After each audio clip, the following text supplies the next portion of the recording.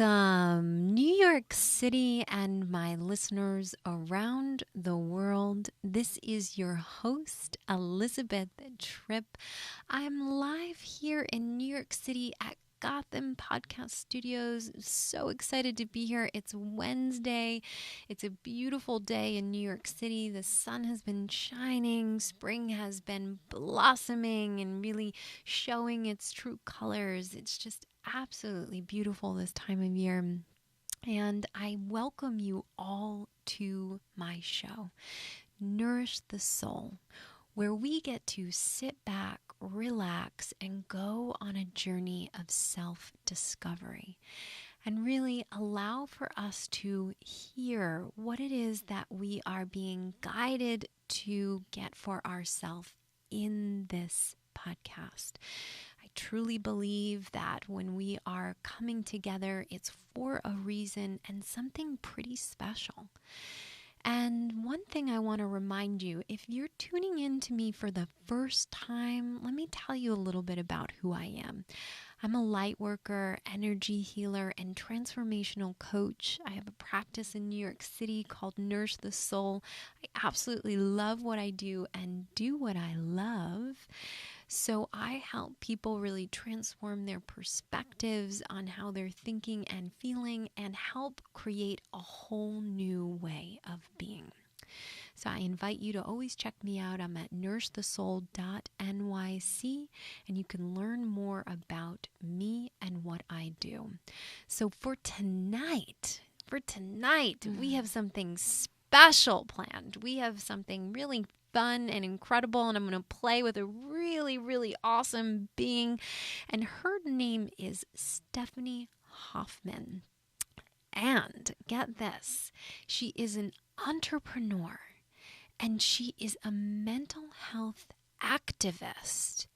And really, she just has such passion for bringing awareness to mental health and mental health issues with people that she started a podcast called HeadCase. Yes. Welcome, Thank Stephanie. you so much for having me. I'm so excited. I am so excited to have you. Thank you. Yeah. So let's start off with the listeners, just let's hear your background. Where are you from and what brought you to New York City? Yeah. So I was actually born in New York City. Okay. Grew up basically in and out my whole life. My family moved to Connecticut when I was pretty young, but yeah, I was always in and out of New York, and I always knew I wanted to live here eventually. Mm-hmm. I went away to boarding school at a young age, right after middle school. So went away and then went to college. So I hadn't really lived at home for that long. Mm-hmm. I was always a very independent person. So always spent a lot of time at friends' houses, and just that's why I think boarding school was kind of the right choice for me. I just really liked my independence. Mm-hmm. And then I actually did a semester in the city when I was in college, sort of to get a lay of the land and figure out how to navigate myself in New York alone. Mm-hmm. And yeah, so now I live here. I've lived here for almost 5 years, maybe almost 6 years now. Wow. Yeah. That's pretty neat. Yeah, it was great. So something drew you back to New York City, and really you found some roots here and are feeling like this is home. Yeah, definitely love the energy.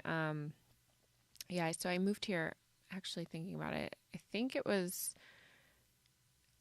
2014, the end of 2014, maybe 15, forgetting a little bit. But yeah, I love the energy. I think it's a really challenging city. It can really wear you down, but it's sort of kind of, you have to approach it the same way you approach anything, with an open mind, and you really can't hide yourself and limit yourself, because it can be a really lonely place too. I mean, it's so big, you're surrounded by people all the time, but it's super easy to just get lost in translation, literally. Oh, absolutely. And same thing that I would say, and I think you would agree with me, about mental health, right? Yeah. Like you can't hide from it. Yeah. You actually have to face it, right? Right. I think that being alone in the city for the first time probably was when I started realizing more about myself and kind of reflecting on my own mental health issues. And because you really sit with yourself for a while, you have a lot of time to, be alone, and kind of you're faced with, do I stay in and do my own thing, or should I go out and try to make friends, because they're, you don't have that many. And especially when I was in school, all my friends were still in college or they were abroad in these other places. So I had a couple of friends here, but I was pretty much alone. And gratefully my family was really close by. So they would come in a lot to come visit my parents and everything. But that was sort of like a safety blanket for me. So, I definitely struggled with, also I was 20, so there wasn't that many social activities that I could do without an ID. So, So you were alone a lot of the time. And we know that when we're alone with ourselves, that's when things start rising to the surface. Absolutely. So would it be safe to say that was the incubation period for you, where you started to kind of recognize your own thoughts and your own feelings? Yeah. And what did you come to discover? Well, I was working. I think that was when I initially started modeling in New York. I was that's working. Interesting. I didn't know that. Yeah, I was modeling. Right around that time was the very starting off point, and I was also working as an intern at Glamour magazine. I wasn't eating very much. I was very stressed out all the time. I lost a ton of weight, and I wouldn't even say, a lot of people thought I had an eating disorder at the time, especially when I went back to school. People were shocked how thin I was, because I had lost a lot of weight since they hadn't seen me in months, and throughout the summer and everything.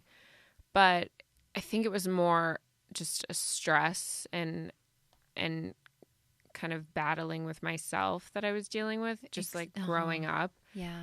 And kind of self-acceptance. And from then on, and after I went to school, it didn't really get better. It was more just masked by the chaos of college. Yeah, partying. Right. Going out. Exactly. I went through a huge breakup at the time. That was mostly, that weighed on me a lot, and sort of that really brought me down in a lot of ways, especially because it was around the time of my birthday and exams, and it was just a lot going on. It was a lot of stress. And then I graduated. I knew I wanted to model when I went into the city. I was like, I'm going to give it a shot. But, there was always a part of me that kind of got in my own way and really just I wasn't accepting of who I was and what I looked like, and always would compare myself to other people. And that's just the industry in itself. But then Instagram just started to flourish more and more, and it just became a whole thing. So I struggled a lot with self-identity and just being okay with myself and accepting everything about myself instead of, and struggled a lot with the imposter syndrome and and that whole idea of thinking that I had to be this way because other people expected it. That's such a powerful statement. Yeah. You hear so many people out there who are taking other people's opinions, their truths, and making it their own. Right.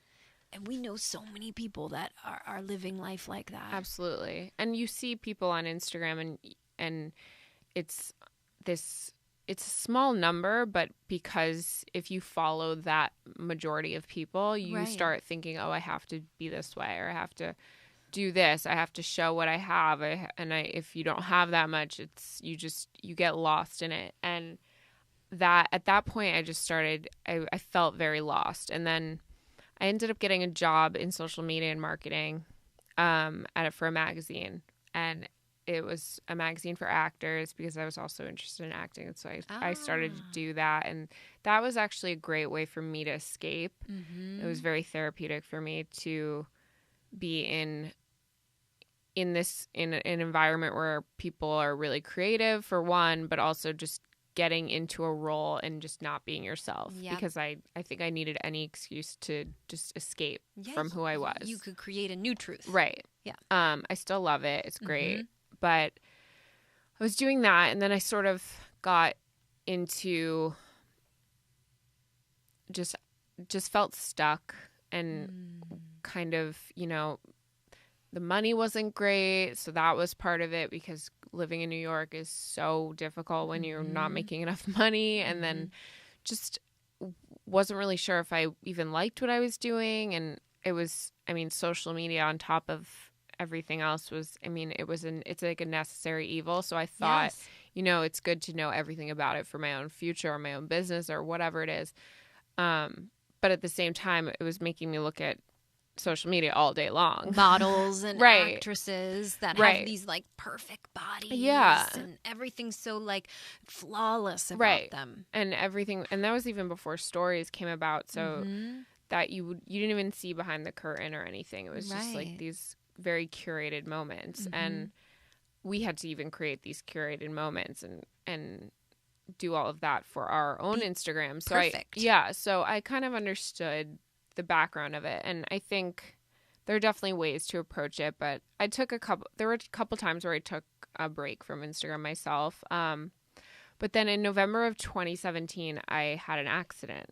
So I fell on my way to work on my face, landed on my chin, and I suffered a really severe concussion. And the concussion symptoms started coming out kind of around the weekend. Kind of immediately, but you don't really think about it. You're like, oh, I hit my head. I didn't break my jaw. I didn't do anything. Just like kind of hit the ground. I hit the ground on my chin, and I guess all the impact went into my head because nothing broke. Wow. So if nothing breaks, you don't really think it's serious. Right. So I went into work. They cleaned me up. They sent me home, and I was not really able to look at my computer screen without getting a headache. So I had kind of the basic symptoms. But then from then on, I started getting really bad symptoms, horrible migraines. I had a weird rash on my arms, which was no neurologist had ever heard of the correlation between the two. But my mom and I looked it up. My mom's a nurse, luckily, so it was very helpful to have her involved. But I went to my neurologist, and he basically enrolled me in all of these therapies because my eyes were misaligned, my neck was misaligned.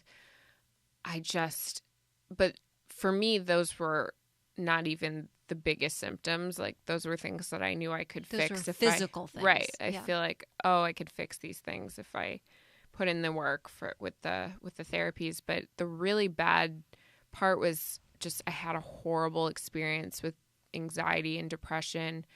And it was almost as if all of the anxiety and depression and OCD or anything, I had sort of undiagnosed OCD. Since you were little? Yeah. Little things happen. Like, I would get a spot on my shirt and it would have to change. Kind of like, it would drive me crazy to the point where I'd have to change my clothes. Right. Now I could care less, but it went from being something like that to an inward problem where I would pick myself apart. So basically I started suffering all of these things. It was almost like this water balloon just broke, and it was a flood of emotions, and I almost didn't really recognize myself in the last 3 years since I had graduated. I didn't understand what I was doing, who I was. I sort of felt like I had just graduated, and then I woke up the next day and it was going through I was going through this horrible thing. And from then on, I that was sort of the first time I sought out therapy, because it was, they suggested, you should see a therapist, a talking therapist, as well as you should get medicine. So they said, there's something mentally going on with your health. Right. Like the having anxiety and depression is a symptom of concussions, and it happens so often that it's they normalized it a lot for me, and they put me on medicine, and I was really not for going on antidepressants because I had been on them once before, and I just never felt like I needed it. And then I was on them, and then I went off, and they were like, you should really stick to your medicine because they were like, think of it as putting a Band-Aid on for a little bit, Right. that you just have to heal what the damage was done and kind of build it back up. Right. So it's almost like I had to relearn my emotions in a way. Wow, it's like your head got knocked around and all these like dormant things just Right. started to come to surface. It just was like the floodgates were open. Right. Yeah, so it was a lot of like internal struggles, and it was just Must have been overwhelming. Oh, it was very overwhelming. I cried all the time. I couldn't really enjoy anything. I had a ton of anxiety. I was also in a relationship at this point, so that was even harder. And it was really hard to communicate in that relationship, especially suffering from anxiety and kind of having to hide that. Right. And not because the person wouldn't understand, but there's only so many times you can say, oh, I'm anxious. And, right. And they just don't really understand that it's something within. So I kind of taught myself little tricks. Like I would write myself notes in my phone when I felt anxious about exactly why I felt anxious, and then kind of like let it out so I can go on and enjoy my day or enjoy the moment or whatever we were doing. So there was a lot of times even in that I was just faking it. Right. And it wasn't until I started seeing a therapist and then got in the whole swing of like taking my medicine, and I was on a very low dose of an antidepressant, and I had Xanax for for emergency purposes, for serious panic attacks, and I had never actually had a panic attack. I had one once before my first acting class in the city, which is weird, but I never really felt that anxious before, so I couldn't really relate to any of my friends who were like, oh, I suffer from horrible anxiety, and it's crippling, and I can't leave my house, because I have a couple of friends who suffer from it really badly, and their lives just seem really perfect. So I couldn't relate. You had just had stress before, you would say, like life stress. Right. Like when you were modeling and acting and the money and putting things together and trying to live. It was stressful. I think, and my priorities just were not in line with what I was doing. I think I was doing things for the wrong reasons. Right. I just wasn't enjoying myself. And I would even just going to a party or a gathering, it was like inside I just didn't want to be there. So oftentimes I just wouldn't go. So this was after the accident? After and before. But it was more like all these things I realized about myself from before. I felt like I was asleep for They were years. more pronounced now. Right. Wow. And then once I started working on that and unpacking it, I realized how unhappy I was. I was like, what was I doing? I was totally... Wow, that's insightful. Yeah. So it's like you almost looked back at those years and thought like, well, who was I? Right. And what was I actually really going through? Yeah. And why was I covering parts of myself up? Right, exactly. And why am I standing in my own way? Why am I kind of going for things halfway? Yeah. And almost... I would almost make excuses for myself, and then I realized after, I started seeing this therapist, and she's so great, and she really helped me get to the root of the problems, and kind of, it was almost like a relief, because I felt, oh, it's not all my fault. Yeah, because a lot of people in that headspace, right? They think like they blame themselves. Right. Or they're very quick to say, well, it's because my mom and dad. And they're just crazy. Right. No, and it wasn't even any one individual problem. It was just little things that have happened. And I still don't necessarily understand why I'm so hard on myself, but it was such a wake-up call. Yeah. And getting that time. So I deleted my Instagram for like 8 months. Wow. I totally went off the grid. I didn't even want a photo taken of me. I just couldn't handle anything. I barely saw my friends. I was with my mom most of the time, and saw my boyfriend, but it wasn't until I started really feeling better, we broke up, and then once all of the stress was over and I sort of got to a point where I was feeling good about therapy and I felt okay, that's when I started really realizing, oh my gosh, I can be happy and I really can find myself and find my passion. So that kind of led me to, I was talking to a friend one day and I was like, I would love to have some sort of self-help group or support group for people who suffer from anxiety, because I feel like that's just not talked about, people just don't even understand what mental health is, right, and what mental illness is. Right. You almost, when you talk about it and in your description, you say it's like a taboo subject. Right. People Super are like, taboo. Put it under the rug. Right. And I think it's great to make light of it in some ways and use humor as an outlet. Like, you see a lot of memes related to mental health, and I think some of them are right on the money. And then there are others that really reinforce the stigma of what these things are. And the more I researched it, the more I saw that. And then I just thought a podcast would be a great outlet. It's very easy for people to listen to. It's much less of a commitment than having to meet every week or read a blog, because it's just, especially living in New York, we're constantly moving. So listening is much easier than doing anything else.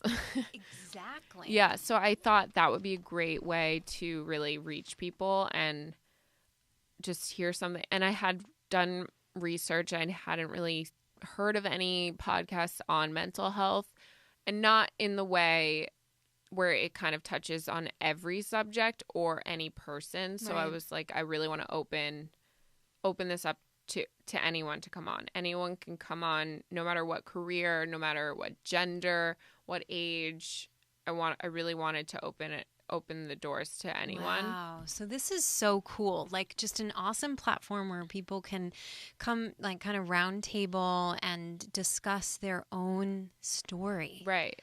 And every single person has one, which is, I find it's made me appreciate people much more. And I always thought of myself as empathetic, but it's made me more and more sympathetic and compassionate towards people, and kind of look at people, even people who have done bad things, in such a different way, because you really do think about, like, the background and what happened to make them that way. And it's funny, people come into my DMs or come on and they'll say, oh, I don't really have mental health issues, but I would love to come on your podcast because this such and such happened once, and then I would almost died, or this and that. And I'm like, well, that is significant, and you can definitely be a guest. Like, there's no. So how do you define mental health then? That's interesting.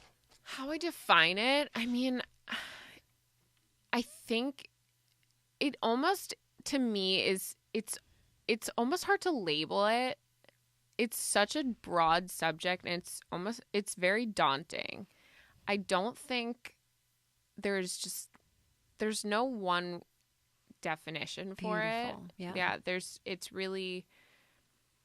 It really is up to the individual and how they function. Yep. So I don't know one person who is just happy all the time. And if that person, I mean, someone like you've really worked on yourself and tapped into this other state of being. And that is something people can accomplish, but they don't know how. Exactly. And no matter what, like, people have experienced loss, trauma. Yeah. Any indecision. It's a part of the journey, right? Absolutely. So I think people just assume mental health is mental illness, and that it's not wellness, and there's a whole spectrum that we fall onto. Would you say, and this is interesting, what I'm thinking about is, like, would you say, like, mental illness is just like the fact that we've ignored or haven't woken up or didn't have that fall and hit our chin and get all these things to kind of bubble up inside of us, that they're just, like, inside and we haven't faced it yet? Yeah, I think a lot of it is just, I mean, I don't know if it was the universe's way of just waking me up. My therapist did tell me, she said, I think you were bound to fall, whether physically or metaphorically at some point. Yes, I get the and same I was message. I was almost grateful that it had happened to me, because it made me learn so much about myself, and I'd rather it happen when I was 25 than when I was 35. Wow. Because it saved me a ton of time that I could have wasted. Yep. And I think instead of sitting with this regret and guilt of of the time that had already passed, it made me appreciate what I was already doing and what I was in now. So I think that there are a lot of things people don't tap into, and I think there is a lot that people, even if people appear happy, they really might not be. So right. I think unless you really try in every aspect to approach it, then I'm sure there's this random few that just really understood themselves early on. I haven't met them yet. Yeah, I haven't met them yet. So I would love to meet someone like that. But yeah, and it's cool because you have to have the journey, you have to have the experience. Yeah. And I think what you're also saying, which is so cool, is that you have to talk about it, guys. Right? That it's so liberating to share your story. Right. Because one more layer gets taken off. Yeah. And you get one more step closer to freedom of that part of your life. Absolutely. And it's so great to hear people open up and share something so personal, but then other people hear it and then they feel the need that they want to come on and share something personal, just because it's like a domino effect, and it's amazing. I love that. Yeah. And I love how you were brave and shared your story and really were able for us to see this timeline. And you are so clear on the fact that like these things existed even before this. Totally. And that you just, you didn't have that big pull to look at it until something big happened. And sometimes that happens. Right. And now as a result, you've created an awesome platform. Yeah. I'm seeing that it's doing really well on all these different platforms, particularly iTunes. Yeah. People are loving this. It's so it's been awesome. It's been really great. How do you feel about that? I feel great. I love the feedback. I think people are so supportive. I was definitely nervous in a way to approach it, being that I don't have a background in mental health or psychology. I am taking some kind of beginners courses on them just to get a better understanding. But it's always been something I've been interested in. You're naturally good at it. Yeah. And, I come from, like, my parents have both been very open with me, particularly my mom. We're very close, so she's never really been one to shy away from just talking about mental issues or mental health, and she's a nurse. My dad was his PhD in biochemistry, so they're both in these science backgrounds, but they've been really good about kind of supporting me in that. And I think it's just been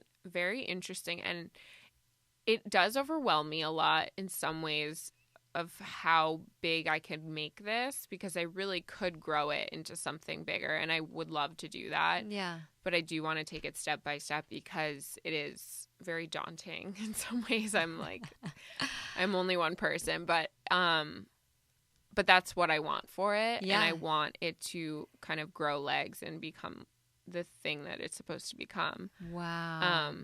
And it's so great. I've met such incredible people through doing this, and in every field, which is so interesting. It's like we all have this one commonality, and it's that we all struggle with something. Right. And it's been such a freeing experience to listen to people share, even professionals like yourself, share about, why they got into what they're doing, and why a therapist became a therapist, and why someone wants to be in the medical field or be a healer or light worker or whatever it is, like why they chose that for themselves. And it's usually because of past issues or past mental health struggles. Absolutely. That they really started down that path and knew that it was right for them. Yeah. I just love hearing about everyone. I love Yeah. it. I love it. And I love how you have such ease and it really comes so naturally for Yeah. you. So HeadCase started in 2018. Right, November 2018. Yeah. And you've just been climbing the charts. Yeah. And it's just been so exciting for you, I bet. It's been really, really fun. Yeah. So how do my listeners get connected with you? So they can connect with me. I'm going to be making a website soon. Mm-hmm. I've been saying that for a few months, but yeah, I'm going to do it. I promise. I have to hold myself accountable sometimes, but so the website will be coming, but I have an email address. They can email me at any time. I have my Instagram account. What's your Instagram? It's HeadCase Podcast. Okay. At HeadCase Podcast. And the Facebook, Twitter is also the same. Just kind of starting on Twitter right now. The email is theheadcasepodcast@gmail.com, but I'm always welcome. People slide into my DMs all the time, either on my personal account, which is at Sihoffie, Sihoffie. So people slide in there any which way they want to. My email is on my Instagram as well, so people just email me people come and ask questions, or they come and say, I know someone who would be great on your show, this and that. So I'm really open to everyone. So hear that, everyone. Stephanie is open to people out there who have a story, who have something that relates to, you know, their own journey and their own, you know, experience with mental health and their own sort of dialogue and feeling and experience. And she's open to that. So I know I have some fantastic listeners out there who will connect with you and really enjoy that, and who will become listeners because they love to hear people's stories. Yeah. And it's fantastic. I absolutely love what you're doing. Thank you so much. Yeah, and I think you're such a cool girl. Thank you. And you have an eclectic like collection of things, you know, the acting, the modeling, you know, and then into like, you know, the entrepreneurialism and the podcast and, you know, just the insight that you bring. Yeah. You're going to go big places. Tried everything. Jack of all trades. Yeah, and a native New Yorker. Yeah. Wow. Yeah. You are special. Oh, thank you. Yeah, I absolutely love it. So that kind of wraps up everything. Yeah, thank you so much for having me. Before we close, words of advice out there to the listeners. What are your words of advice? And, you know, someone who's struggling with mental health and, you know, they're going to tune into your podcast or just listen to a guest. What would you say to them? My advice would be just to not sit with it and not let it fester and not feel like you're alone and actually act on it. And as hard as that is to do, just find companionship and help in any way you can, whether it's a therapist or a friend. But if you're really struggling with something, you have to talk about it. Excellent. And I'm not even saying you really have to disclose everything about yourself to someone, because you don't have to. And I'm not ever saying everything needs to be on the table, but you really need to release something in some way. Love it. To someone. Stephanie Hoffman. She's the entrepreneur. She's a mental health activist, and she's the host of HeadCase. Yes. Thank you so much for being on Nurse the Soul. We're going to sign out tonight. Love and light. It was so great. I love the music. Oh, Miles made it for me. It's really great. Yeah, he's a pro. Yeah, I actually got his card because I was thinking about putting some music on mine. I definitely want to start utilizing video, because I actually, YouTube is I get probably the way. some really awesome visions for you. Yeah.